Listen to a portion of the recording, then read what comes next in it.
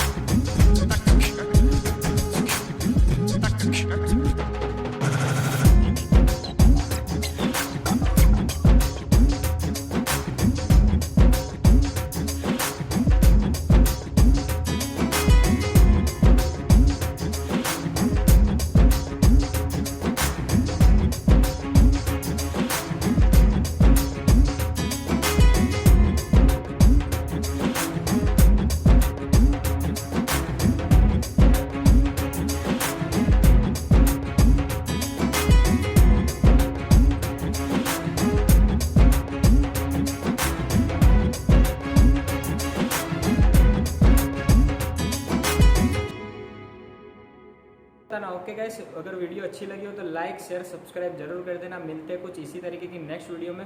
Thanks for watching my YouTube video.